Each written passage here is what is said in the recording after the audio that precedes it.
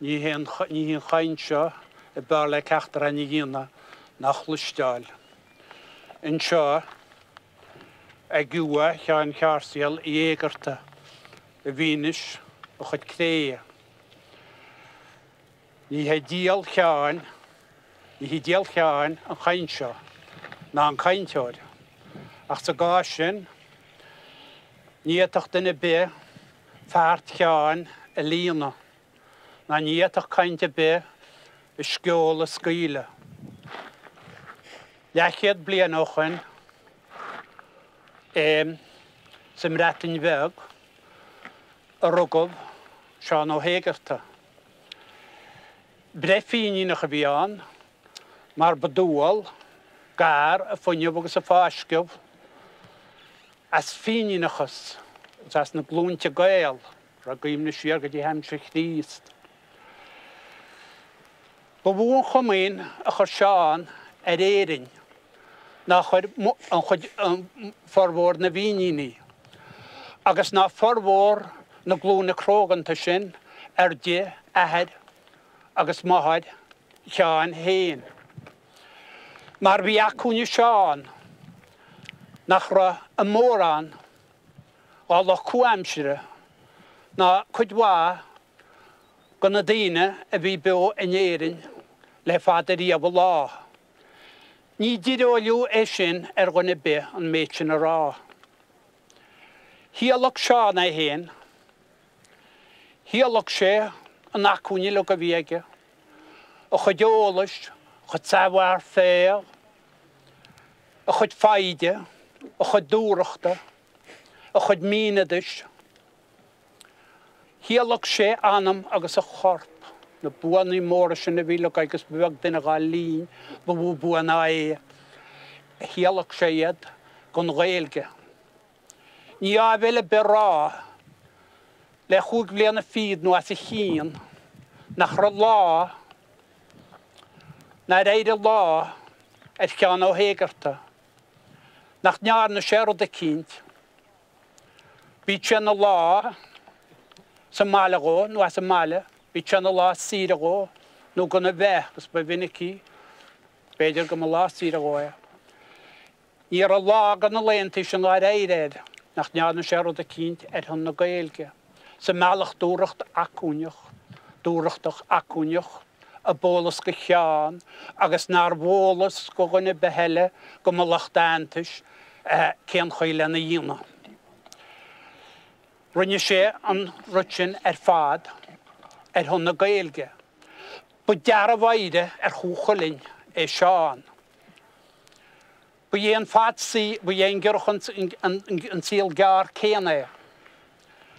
Ba dhéon síl sin na nilghascí, ba dhéon síl sin na mórghascí.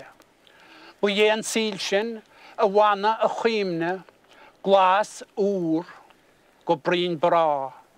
Ba dhéine a síl Sheáin Uí Éigeartaigh. Inis, níle sagam duine a bé, ach duine bháin eile, sin é an taithid míal ó hicí thug a bheith san na Gaeilge. Gus ní úfasach ní á bhéile bé a rá gur duine é Sheáin Ó Éigeartaigh, duine gan bhirt a thug a mé, thug a síl, thug an anam fuair bás hon na Gaeilge. Tá bhí bean a rad chuide an dúireacht, agus chuide gan díalseacht inte héin, agus ba bhínig i deireadh sí. Ó, tá solas níofa in éad an Sheáin Uí Éigeartaigh, agus bhí. Mar sin, ba dúal go bénáte bhaid sé fód a bháis, go bénáte dangoch poc a bháis leis ina eifig fáilseacháin. Agus ríist, ní misteach an cíimnú a gaint, írineach mas caint teanráte héanaí sé sin. Má tá fáilseach, má tá leitríoch Gaeilgeán ó 1902 ó 1904. Go bhfuil Sheáin Margheallar gur úirt Sheáin Ó Éigeartaigh go mbeadh Sheáin agus margheallar sin a bháin. Nis, ní ná díonach mo dearmad go raibh a bhear seo lí bheith a híorú. Nach níad a gaoth chéanna mar eibrí léia. Ní hanan is cuid uaigh an dreamatar pái agus ar tuarastal a híor Sheáin Ó Éigeartaigh lí bheith a chan eris rinn sé rud a behelle. Mar abur únmhar, mar abur chunsiasach ar chun na héireann. Agus mar sin a bháin ar an híor Sheáin Ó Éigeartaigh a lí bheith. Mar an sé le hórtaile a nearna sé lena lín. Mar daibri sé go chóir agus go chúchaidirh, agus go lúna buai, agus go chlab leabhar, agus go chúgáil náisiúnta na Gaeilge, agus gáil dheachtaí sin imimecht, agus bearta eile ar a láimh gan manú, nó ra sé rámfáirte chuntab lena lín. Nis maran a chríomhar a bháil, agus maire, a nádas bheits náisiún na héireann an. Bei Sheáin Éigeartaigh ina bhar bua. Les luaite na bhí na ngluaiseacht. Le iad a chur a caismeacht, le iad a dhísa.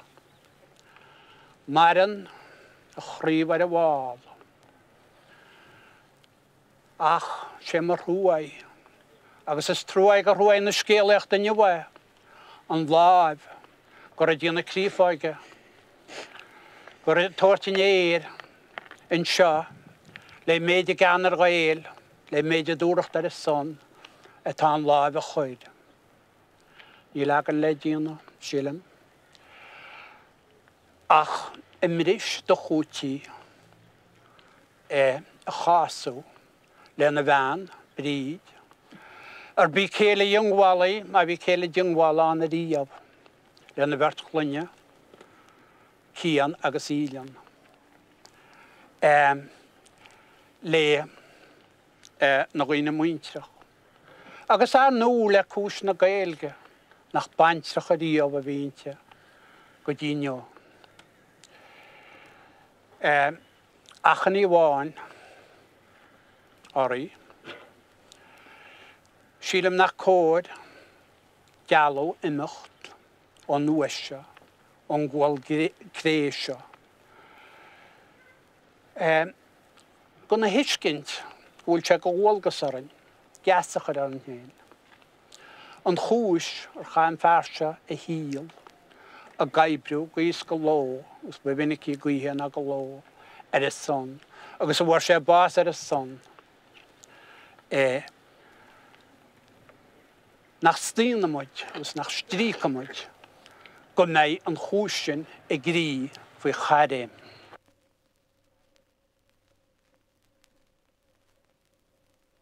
Tá lán daoine tá chulaghine, nó déir chulaghine gur féidir le séan ará gur Poblachta chaid. Sé sin mar ghealla gúil sé maireachtáil is dáta a Dr. Poblachta. Ach a gcónaí díomh is dóilm gur a bhhaid ní smú i gceist. Leis a bhacail Poblachtanach agus leis a bhacail Poblacht go má ná díadach intin nó méin polítíochta nó pártí polítíochta. Bhí rud a cinnte le gcónaí an, bu iadéad na rudí mu de gear a hortí grí. Bhí sé ag tón nach chuid Poblachta séin, bhí sé gear a muintear na héireann, ceiste bhhainins an lúlis na rudí tar bun an éireannis, bhí sé gear an muintear bháin igen a chuib, idir chulaí dám, chula eicmicteide. Tá chulaí dám an éireann sinna marí a bhá chuin, agus mu téan an seo, go fiús na daoine gans Poblachtána ar a péin, nó thug ar a péin san námatá caite, rinne sé a níhiad, le físin tón an pobl éidir nach a bháine bheitán, le sin nach go rím seoil. Lébe sa gás nach béta sé heachta grí go brach. In sin bhí Poblacht a ríist ag muintir bhí le géad cearacha hocht. Agus bhí daoine na héireann Ó gur fiú iad críomhnúir mar Poblachtaí gúnaí chu gas go fiús William Smith O'Brien. Ach bhí na smaointe se log a gapúchan go dtí seachtain na cásca gur tá go leagan úmláin cólíontach mar dearrá na smaointe Poblachta seo tháinig an nuas á tán Deireadh Ó rí na féinine go dtí an píorsach bráidachas na Poblachta an píorsach agus sémas ó Caníla. Bhí cialáide inis a géireannaí beidir bhealach nach rá revision seachtain na cásca go chóirsaí Poblacht. Poblacht an píorsa, Poblachta Caníla, a sír, a neasplach, a tilhéin, deismhairteachtála agus cuananas a bheith idir a bheith na daoine log a chatilgís Protestant cholichanál acme néirin sa gáisiú nuach néirin na Poblachta ach acme chúis sin nuach deis céanna colaghine. Ach an sin an chéadrám is stíg nó dhéal bhí an chéad rud ar siad rud a bhhainnis leis an ábhar seo gur ghaid siad a tainim a bhí stát seo i Caníla agus a bhlaide agus an fíorsta ní héan bhlaide go cínte nach a fíorsta stáití Caníla agus a fíorsta agus a stáití treideamh feanna mblianta sin idir gá líon go dtí conran na bliana míle géad a bhí híon. Ghaid siad anam státa sin síorstát agus sug siad an agras nua ar bheith máilteach le hórta áráidar a treideire hon. Tháinig dámal le státar í na dhéisin chuine siad a tainim céanna agus chean tamil chu siad bóba ach buhéon tainim buhéon státa céanna státa feanna mblianta sin a bhí díana géar leanúint chuileáine a bhí seasa hon an rud seo an Poblachtánaachas agus a Poblacht hinseire tháinig an nuas go dtí an lá an laineo tá siad a títe amach atropéin sa go deachar agur gur Poblachtóirías go déile ránach Poblachtóiríad ach tá méid se cínte a gúnaídí go dóiglim gur bhain rud a cínt seachas téir gur cinál a cínt míú seachas téir muid lí a bhí sa bhacail se Poblacht agus Poblachtánaach an duine a bheitchan na Poblachtánaach gur chiaal sé sin rud a cínt seachas duine bheitcha maireachtáil le státa éireannach. Bhí na drámaní seo a bhí an ar fad le man línsa. Bhí siad a réintin gur heasta Poblachta Caníla bhób. Bhí siad a réintin freisin gur heasta Poblacht ghaolach bhób. Poblachta Caníla, Poblacht sóisialach, Poblacht na cóhéise, Poblacht arhuagra na cásca, Poblacht a ghaolach, Poblacht ar bhí an gailge an príomhhanga bheith inte. Bhí Poblacht an Poblacht a bhí an le man línta freisin a nuas ó 1960. En canál Poblachta eicim sin ag na daoine seo is Poblacht rointí. Ní Poblachtánaí, is Poblacht rointí. Ní léan in a gáidíide chadagus is léaram a bháin na drámanaí atá na sráideanaí ag géara dearafú gur an tír bháinaí gur an stáit bháinaí agus gur an Poblachta bháinaí. Agus a rísteile tá na céanán faoi nghailge, mar bhfuil a ghailge téici ag na daoine seo tá Poblachtóirí ar a péin is an sa gása go bhfuil. Agus an bhuille a rud eile tá na daoine seo legad tá Poblachtóirí ar a péin sásta a bhhailtreid dhéanana agus iad a dearabh bhhailtreid na léontaí seo héin is stígus tíodáil agus tí mugandáil a go isteach sa ggóbhharga agus hebrí céan sort dolan cín mar a Poblacht baint amach againn. Well, bhí sort canál cín cúnthá curta agan faoi smaointe le go meachsagan ce ó éirin a bailile ar grí tá bei sí seosplaí bhí an coppla mí beidir is sásanna mar tá sí faoi láthid, mar tá sí chugas go háid ar an bhain an conra tráchtála ach is bíle buic na rudaí sin ar fád a gcuin cultúra, a gcuin chráchtal, chola chuingéile a bheith stoilm sa gúhharga, mar go be sasanna is tréine a bheith an seo ar a tígan mu seo go bíad is tréine a bheith ar a tíbse go dain, agus ar an nábhar sin gur be cultúr hasanna an cultúr sláidir a bheith ar a tíbse gan dain agus a bheith a go an tíbse gan dain isteach san Europa. Bei deirir linne tá páis ar mar chinne. Ceapan tú gur tábhacht í dúine mar náisiún mar sin ceiste chomhharga ná ceiste túiscirt agus ceist a héan tú na tíre mar bhí ar a tracht ar inis.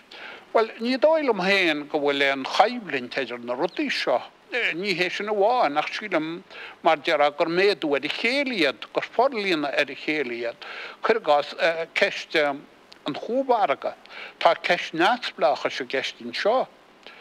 Tá ceist seo, tá ceist marachtal a presin agus ceist gileagaid ach tá ceist cultúr agus ceist nátsblachas na tíre a gceist agus mátá muide a gáil isteach sa gúhharga agus gon muide bheith ar néir ní smú nó go fiús gon bheith nach éan éanad folatíocht nach fiúáin uasaí. Mátá muide go leir sin nícem gúil céala be go nach muid go fiús a trúáin. Ní áirí me bháilte nach go nach muide trúáin leis na séchún de hort isteach bún héin, mar ní dóile go mach a chéile seo.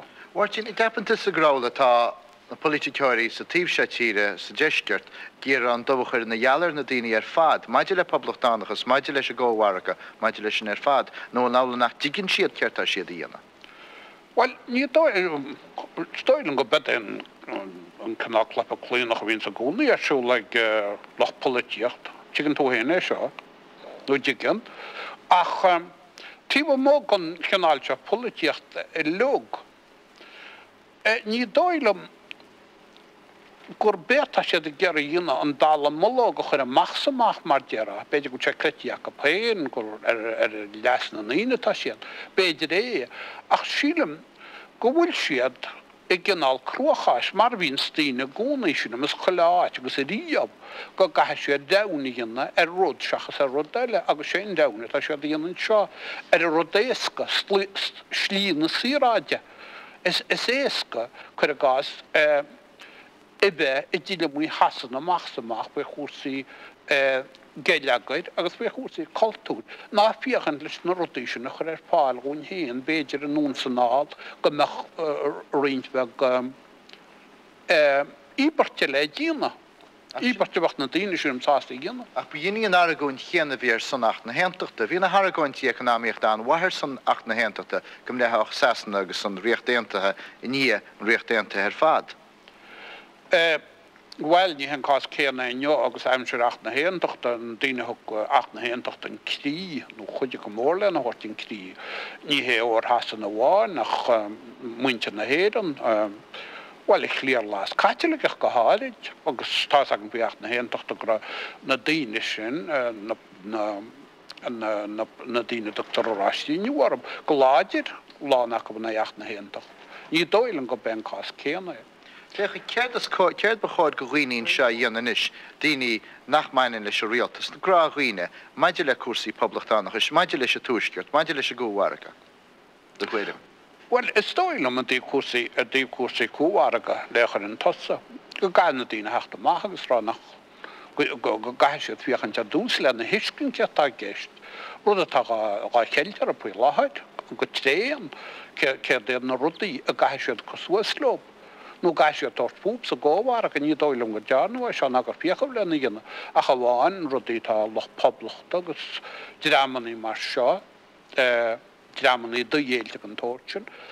Ní dóilm go duine begear a bhín a capar an rute a bhíú go na daoine agus má bhíon bhótíocht mhór capar fiochan lena daoine a chuir sa grá go mé sé tásta go le mach gus bhótáil agus gáil a naí. Maidir leis na sé chundaia faoi láthid sé arm hasanna tá cinneall na sé chundaia. Mar go arm hasan na sé chundaia is stoilm go meach rud thart éasca go leor. Go meach muintear na héir an go meach arm hasan na sé chundaia. Mías na sé chunda, an sin sé leagan amach a bheith agam héna dí bhar rót. Táram hasan na simí. Tá cad agan i lug a bheith nar Poblachta. Ach ciúran i rawn se góp. Ciúran i rawn ó panacht Churraigh amachas as a Poblachta beidir acharáid nach ní dóilm go meach sé seo ála stoilm go dicudí sé steach. Mar sin héin. Spéidir Breandán Tún láimh láidir. Well, sinna dúirt me nach núsáidin. Nach núsáidin?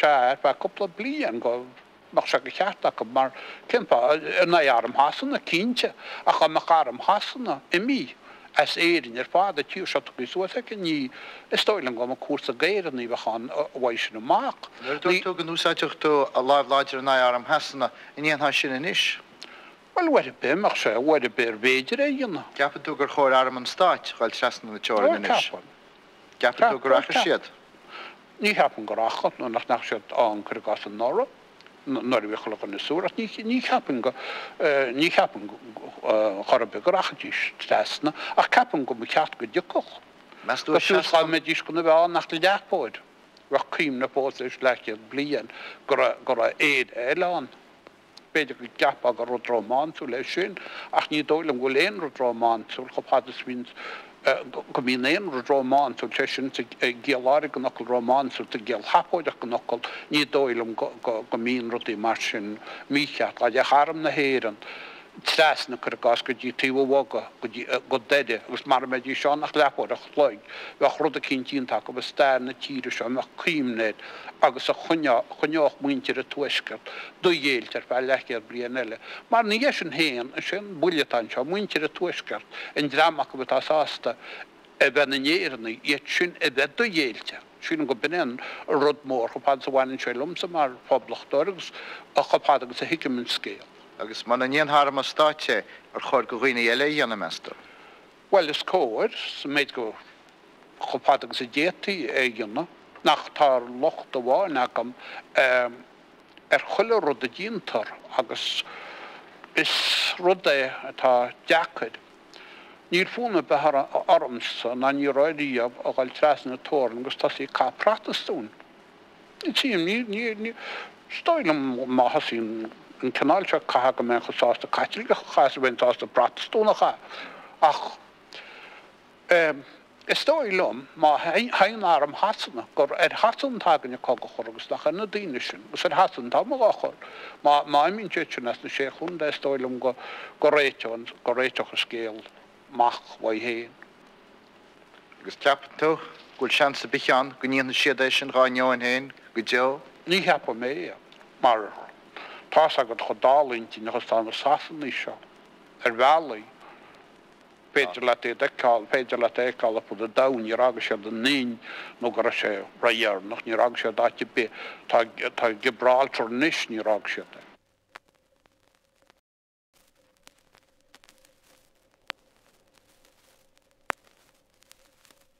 Nílas a mar sé fiarhabhachtach sna tíchodí go táhachtach is a híltar a níos Breandán Ó Siaran sé mo bhharúil héangra sé táhachtach a gúna agus gur a daine anna bhí tréanar a híomh gur gas léama má lísa agus gur a daine gúna bhí an tréanar a híomh mar chu siad sí réir bon agus rud é mar sin.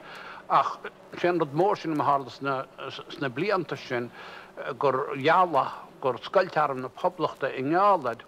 Ach níras agam bhúil sé seocha táhachtach an nuair sin agus síaltar a níos, mar na daine a dáin an arm na Poblachta, sílam gur béan bharú le bhí acab, gur sóisialaí I bhí na lánacab ach gus ceapsiad go bed an téan chuile panacht an arm na Poblachta, a bhétaí rud a bethe dhéana na cospáirí bhí acab péanach ar I gríe. Agus bu chosúlachta is nám mar Churraigh ibneir sé ná an dal an cííana. Pártíí an na fáil bu iad an dramar a grúna níar go nábris ar begus bu iad na náisiúnta agus bhí sé nach cholí rama le bhla I ngálaid a náisiúntaach te bheacab agus an téimhheach a bháin I bhétaí dal an cíine bíana ina naí. Bu le bhaine ba náisiúnta na bhí sé téin agus snéad bhí arm na Poblachta geíon is na blianta sin. Mar sin héin is fiar gur arm na Poblachta gur bíad bris na léintach I gorma, sé sin má bud ram fasiste go bhín op sin, agus is bhí freisin chugas na Poblachtóirí dram garm na Poblachta chugan Spáin agus a hána ceráis, gur ghlacha bhd eis ríist an arm na Poblachtaíad. Is gur cadach go thuairimí, gur siad nána go thuairimí a chuidir be gan bhóran an cían an arm na Poblachta mar sin. The gasur go hen leis I gamas agus tá cuiide go caintear go fóil tá siad na bhí rasta níos. Agus hí sé an mhór fad leis na daine. Is hiigad ar héin go duine lethe. Agus dúidir éis seo, nó go dánig sé sin den tír, bhí ar an mesmad ag múnteir a beir bhainte na tíre. Bhí a gaiidir ó hala insna múnteir an uair sin. Agus ní rá an Máirtín Ó Cadhain. Crum a gás ní bheith chéad bhainte go le múinte na háite. A bhí teach ag Máirtín, bhí teach agams, agus hestiach an teach óam go céadú le dása bheitcha cad. Ní lígach Máirtín am a hen iad isteachán nó go bhíoch múinte na háite céad a heachtainna ina géteán ar dús. Máirtín is cinnteach le sin. A bhealach eile freisin am líon hog fé dúirtar rialtas agus dearúna cad. Go dúradí Joontas go bhúnteoirí na Gaeltachta. Tháinig Máirtín thugamsa agus dúirt sin ní ceart an ghlacha le sin. Ba níl me henga ar rénos. Agus cén fábhfuil van éidir, muna deis níl gaig na múnteoirí. Bhí críniuiste hengáideag na múnteoirí an sin rá leis rialta, a gír rialtas ag an Jeffro leis Joontas. Agus go Máirtín agus Sheáin Mac Aonghusa agus me hénisteach agus Churraigh a né. Bhór lá spríé sin, bhí fear a scil círan ar a císar agus daibrise, fear mór goman na an teofiá, fear bear a fear a chéin. Agus Johnsa se bhí cáin agus fuan péin, hín sé mér faoin mar sin. Poblachta a táhain agus sé deis. Well, in the sin, who Máirtín go Cadhain Warren sin agus bhí chuid tripla de hénig. Sérin sin, is bhí an sean canónach a bhí an bhí sean bhór leis ar dús, agus an bhesaige héir. Sína gur bhí mesaige ar a gcónaí leis an gataíana. Agus ní seo a cainte sinna agus átá sé go léir marh, ní hí an canónach a bhríse, ag aspag na gaiibh a bhríse. Chuir sé litir aine a thugam san sean canónach sin faoi agus dúirt sé gur íoch síle na cosna go le bhealach. Bhí caimín sama casa leis a sean cennen, mór na héin, ag an iespag. Agus dúirtúr bháin go dhéanaite go súrach go fánach leis a sépí na balús I ddío sé. I dí bhéim an cábas an sin, bhí sé dribá góir mar haáil sé chud papéir. Bhí sé ráteile éim an cábas rudnábhíir go go bhaintecha. Agus a sin aspect sin a réanas ní a cílna réasún a rint leis. Siúd an fear bhí go háta caiintear cutrótón agus Robert Emmet a chug slú a salach ríráid ní bhlaí. Amach sin fír a bhí an, sin rudnach bhfuil signa daoine. Bhí principal Sinn Féin a gceist chulua agus Deireadh Ó ba tromlach na Síocháin a ghrúchtáil sa mlíon mílnaigéad agus a hochtéad. Agus go pád agus a hiiciam faoin an darna dáil le mo líon héin, ní raibh bhaint agam ar mis riamh Sinn Féin, ní raibh bhaint agam leis Sinn Féin, ach hiic me faoi seo dearach muid scáitií go cheart tóchan a bheán, chu me sé bun de dúna go leordaí na macha bhótas, go chun drámóga le go macha bhótas go gaiidir svóta go bhaintear Sinn Féin agus go meach drám nóáin, go meach éirí nó ar a seandrám. Cho fad agus a hiicim ní lána is nach duine bháin atá na éire ar a bPoblacht. Agus níl sam gad a hálós na a bheith sa duine seo bhád bhain an nánachad mar is duine gríúil agus duine cróga a mas mo gibid na a bheith sé ar lár, nach tá sé le le rééis go mééis sé ar lár bhfuid a cínt. Níl sam gad a hálós go chóirbocht na Poblachta san am sin. Well, muide a bhí an óglinn na héan na blianta tíoch agus blianta carach ar a gás, ní raibhhaint agad le óglinn le Sinn Féin ar bhela áid bhí eabras agan ar Sinn Féin, ba chuide gon seandraimiad, an seandraimiad decach muid chuideacham ó lá go lá in na Sinn Féinigh agus in sinna chéad láile go seaasa go íana fáil, seaasa go íram cí teile le tóchan le go leisteach sa dáil an bhí se beidir a ghuiar a couple lára bhí sin. Agus a réon chorp ba chuide go glúniad nach mór an nóla seagan a glún bhílan géad fí dó agus ar chuide go nordaí bhí nanimstáil agus narthal agus mar sin de blianta sin agus bhí an rúteán a gúnaí an canál drochadra spéidir is carta ortein sam a bá a bhín a gnóige ar an níos Ach an na hánta sin mí chuide go na Sinn Féin í seo chu gas Breandán Ó Cadhain. Ghuiir sé sam líon míle na géiti chu híon, ghuiir sé policy an IRA a dtí hí réide, agus ghuiir sé go pipeline leite chuig na pápéid, agus cíimlíon na bhí muid le céit agan, gorchail dára le lína chogus na bhfuil atá plána gan bás, go raibh muid lé bapéid chiaigh go hálainn. Faoi imorháil bí ag Breandán Ó Cadhain agus ag sceilg bar go na Sinn Féin í bhór agus go dánadáil a chur an naichéile a bhfuil atá plána gan bás na Poblachta nó na chuaid agus bhí muidin sin agus chuid ar muintead go duna nar néag muistíomh mógus mar sin ach buiad an níacha muid cíala bile gnáil se ar a ghainte agus bu dhéan warú bhí agan gur cúdit go dastóch áram a néirin a ddíoch leis an nuad a hapú le cúditánú cinál a cinint buile millete a bhla leis an Poblacht a chur an náraim agus Poblacht Locht Aibre a chur an bon buiad an smuoine bhéag go is muagan ní dhearn an taram gilisteanach seo tá néirin. Nach had je naid in de periode chaíre nach een muintir héad, ne méidir had je tarm sin naid, nechasú le lára meile ábhil san Europa. Agus milliteach a bhí néir nach a leabba chéile hiig na daoine freisin go háid ó hálagra se faoi anáil ghaoine mar liamne los agus é mu sé choníola na blianta sin agus faoi anáil an pápéir sin an Poblachta a Breandán fead támuile na agaróid éid hiic siad gur ráhád níos mó ná Poblacht neasplacha testáil agus a leabba chéile bhí na smuointe seo mar dearrá teachta mna chéile, hí na smuointe le á gruniú an mna chéile smuointe faoi chóra sóisialta.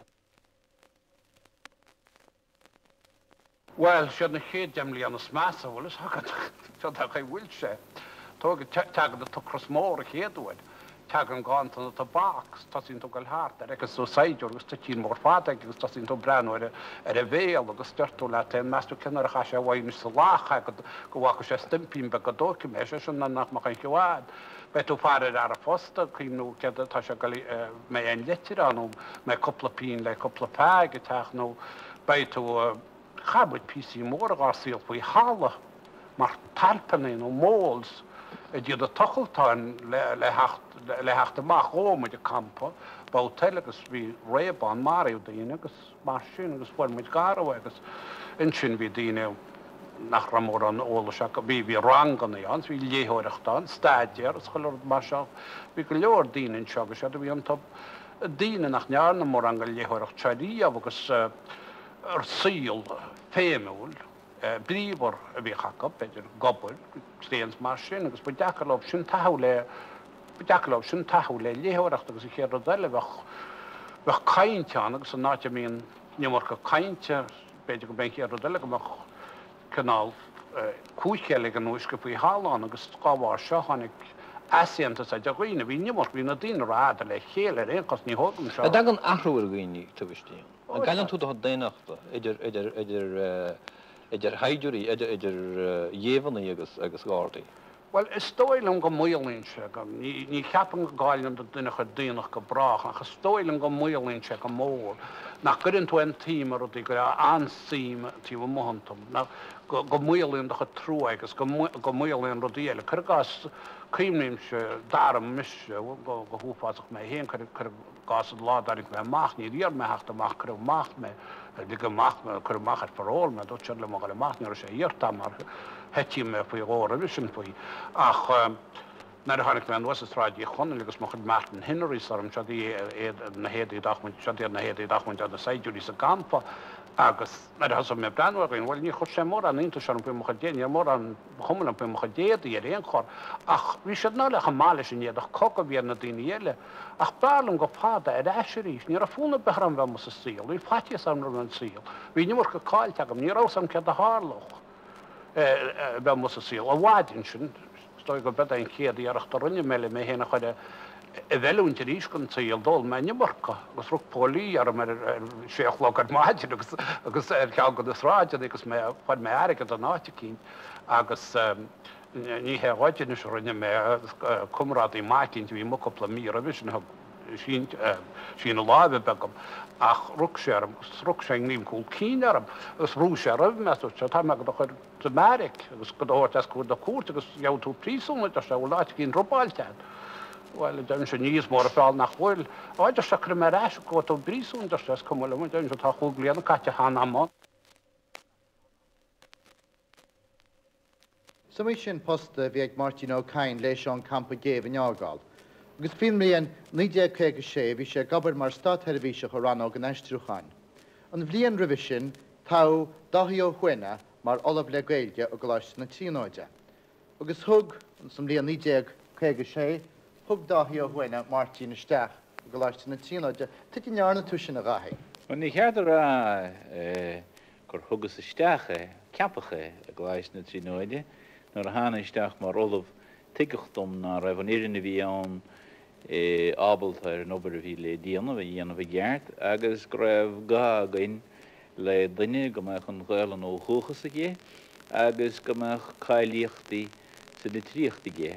Is at rud é a thuairimí amach ní nach chúna ná raibh éana bhain an éan go raibh na cailíochtaí a bhí a stáil bhuain ach Máirtín Ó Cadhain. Tuigim, agus cé mar deire leis, cé mar bhí sé mar bhúnteir?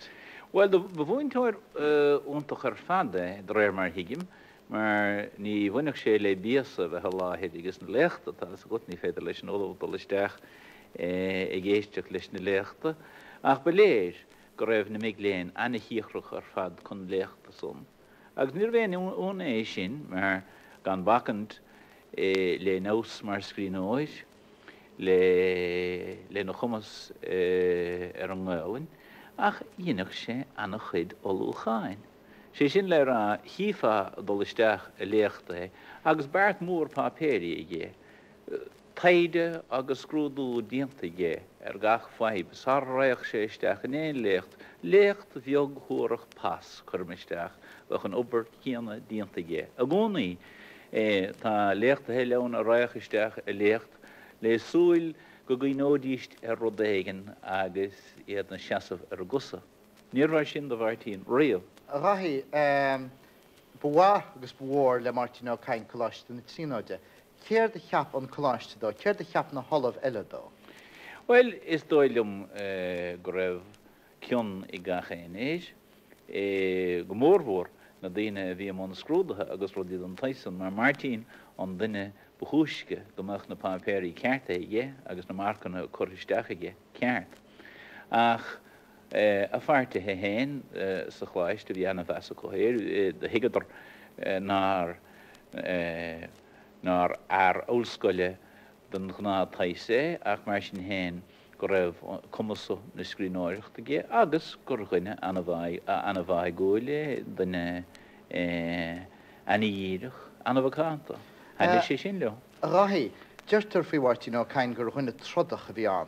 Duine antrodach ar fad agus luitir an rud a hálanún dealagan le fácnar an tar idechis. Bhí tusan sin, céir de bheas tus agus do leheide faoi an mealach díireach a bhí leis a gaiinach ar a gcuisin. Duine é a chruid, go duine é Máirtín a chruid ar fag a héil. Ar son an phobail gur fáiscach as é, pobal na Gaeltacht. Agus hiig sé gur bhar chéile éire agus an Ghaeilge agus an Gaeltacht.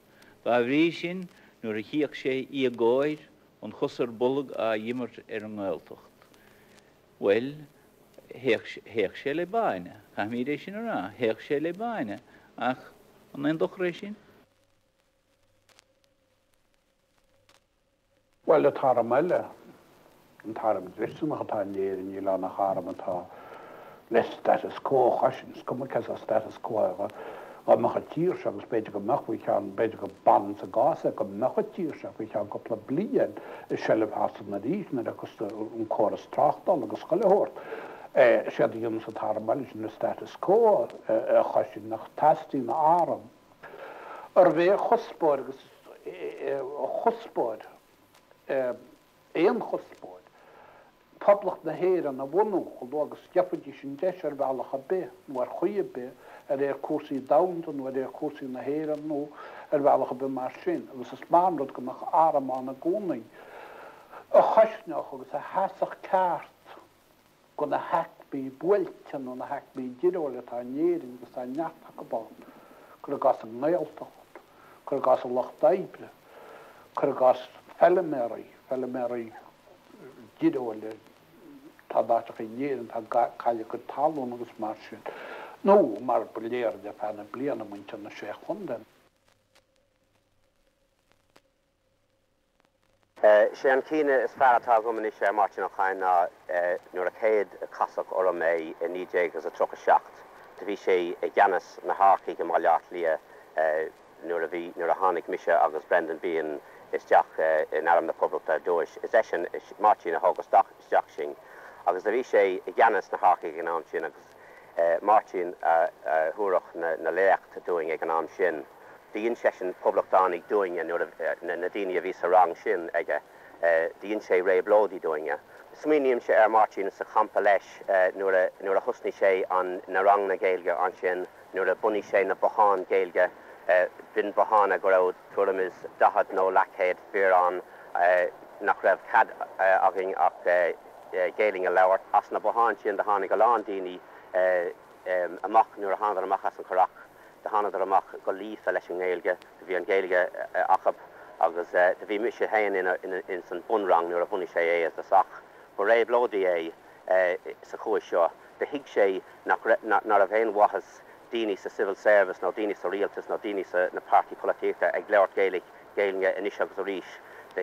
An rud a bhí ina aigna ná go gahach na gná daoine na KRD, na hobrahóirí sa Churraigh, na daoine sa tútha, í siúd go gahach siad sin a bheith ag leabhart an Gaeilge ina gná uibrithe a rihan lei. De bhí sé a gcónaí ar thaobh daoine buachta, de bhí sé ar thaobh na choismuintar, de bhí sé ar thaobh na airm na Poblachta an ngach rud ar ina sé. Agus dúirt sé ó amháin go gahach airm na Poblachta a bheith hána gcónaí, gur a bheith airm muintar na héireann airm na Bochtánaí airm na choismuintar agus go gahach sé sin a bheith anna gcónaí chun taobh leis na daoine seo. Bhfuil am cína bheith mar Poblachtanach, mar beall de airm na Poblachta. Sé a thuairim gur bheith sesin agus tá mise sásta leis gur a beall de Poblachtanach airm na Poblachta a rithe héal.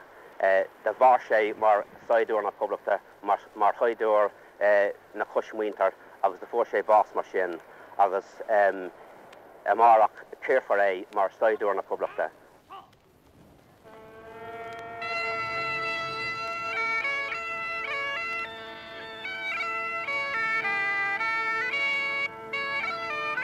Achan í bháin orí, sílam nach cód, gealú imicht, ó nuaise, ó ghuail gréise. Go na hiiscint, bhfuil se go bhilgas orin, geasach ar an hén. An chúis ar chan fearse a híal, a gaibrú gais go ló, gus bhinic í gaihéan a go ló, ar is son, agus a bhar sé bás ar is son.